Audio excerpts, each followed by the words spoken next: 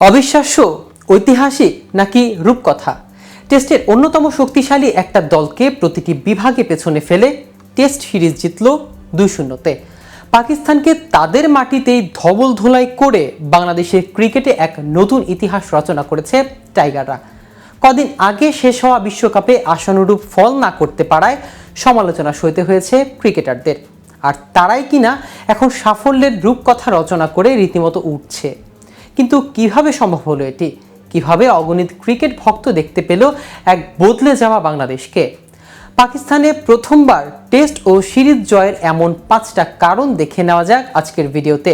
KTV cricket channel থেকে আপনাদের সাথে আছি মাহমুদুর রহমান সিয়াম।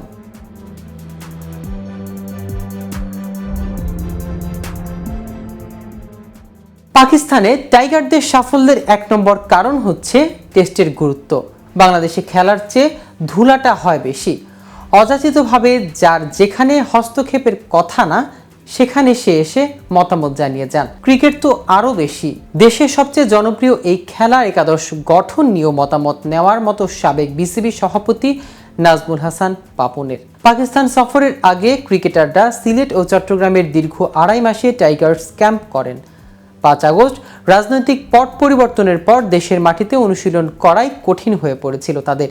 তাই ক্রিকেটাররা আগে ভাগে চলে যান পাকিস্তানে। সেখানে পর্যাপ্ত অনুশীলন করেছেন সবাই।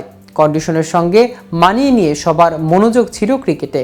এর বাইরে বোর্ড কি হচ্ছে, কারা আসছে কারা যাচ্ছে, এই নিয়ে মাথা ঘামানোর সুযোগ ছিল না কারো। সব মনোযোগ খেলায় থাকায় সেরাটা দিতে পেরেছে সবাই। নাম্বার 2, ইতিবাচক ব্যাটিং। বাংলাদেশের ব্যর্থতার বড় দায় ব্যাটারদেরই। চাপের মুখে তাসের ঘরের মতো ভেঙে যায় ব্যাটিং। এবার সেটা হয়নি। প্রথম টেস্টে পাকিস্তানের বড় স্কোর করে ইনিংসের ঘোষণার পর ঘাবড়ে যায়নি বাংলাদেশ।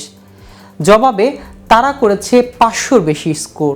মুশফিকুর রহিম 8 ঘন্টার বেশি ক্রিজে থেকে খেলেন 191 রানের ইনিংস। মেহেদী হাসান মিরাজ 8 নম্বরে নেমে 2 টেস্টেই করেছিলেন 50। দ্বিতীয় টেস্টে 26 রান 6 উইকেটে হারানোর পর লিটন দাসের সঙ্গে মেহেদী হাসান মিরাজের 165 রানের সপ্তম উইকেটের জুটিতে ঘুরে গেছে ম্যাচের চাকা। সিরিজ জুড়েই ভরসা জুগিয়ে গেছে মিডল অর্ডার। ওপেনার সাদমান ইসলাম প্রথম টেস্টে 91 রানের ইনিংস খেলে ছড়িয়ে দেন আত্মবিশ্বাস। দ্বিতীয় টেস্টে রান তাড়ায় শুরু থেকেই ওয়ানডের মতো ব্যাটিং করে চাপ কমিয়ে দেন আরেক ওপেনার জাকির হাসান। নাম্বার 3, নাজমুল হোসেন শান্তর নেতৃত্ব। অধিনায়ক হওয়ার পর ব্যাটে ধার কমেছে নাজমুল হোসেন শান্তর। তবে অধিনায়কত্বের নম্বর দিতে হলে 10-এর মধ্যে 10 পাবেন তিনি। কখন কোন বোলারদের বল দিতে হবে ভালোভাবে জানতেন তিনি। গতির ঝড় তোলার পর স্পিনারদের এনে ভরকে দেওয়া, ফিল্ড প্রেসিং এবং সতীর্থদের কাছ থেকে সেরাটা বের করে আনার বেলায় অসাধারণ ছিল শান্ত। নাম্বার 4, শক্তিশালী পেস আক্রমণ। দলের সেরা টেস্ট পেসার এবাদত হোসেনের ইনজুরিতে দীর্ঘদিন রয়েছে। নিয়মিত খেলার আরেক পেসার খালেদ আহমেদকেও সুযোগ দেওয়া হয়নি একাদশে। আর দ্বিতীয় টেস্টের আগে ইনজুরিতে পড়েন শরীফুল ইসলাম। তারপরও বাংলাদেশের পেসাররা বুঝতে দেয়নি কার অভাব। ঘন্টায় 150 কিলোমিটার গতিতে বল করে পাকিস্তানি ব্যাটারদের ভরকে দিয়েছে নাহিদ রানা। হাসান মাসুদ আদায় করেছেন সুইং। অভিজ্ঞ তাসকিন আহমেদ সাহস জাগিয়ে গেছেন তরুণ সতীর্থদের। দ্বিতীয় টেস্টের দ্বিতীয় ইনিংসে 10 উইকেট নেন বাংলাদেশ পেসাররা। টেস্টের ইতিহাসে এমন কীর্তি এবারই প্রথম করেছে বাংলাদেশের পেসাররা।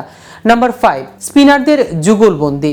রাওয়ালপিন্ডির উইকেট বুঝতে না পেরে প্রথম টেস্টে বিশেষজ্ঞ স্পিনার খেলায়নি পাকিস্তান। সেই উইকেটে মেহেদী হাসান মিরাজ 2 ইনিংস মিলিয়ে নেন 5 উইকেট। দ্বিতীয় টেস্টের প্রথম ইনিংসেও নিয়েছেন 5 উইকেট। আরেক স্পিনার সাকিব আল হাসান প্রথম টেস্টে নিয়েছিলেন 4 উইকেট। পেসারদের পাশাপাশি স্পিনারদের এই যুগলবন্দিতে ধরা দিয়েছে আকাশ ছোঁয়া সাফল্য। তো ভিউয়ার্স, ভিডিওটি সম্পর্কে আপনাদের কোনো মতামত থাকলে আমাদের কমেন্ট করে জানাতে পারেন। সাথে সাথে নিয়মিত আপডেট ও ইনফরমেটিভ ভিডিও পেতে কেটিভি ক্রিকেটের সাথেই থাকুন। ধন্যবাদ সবাইকে।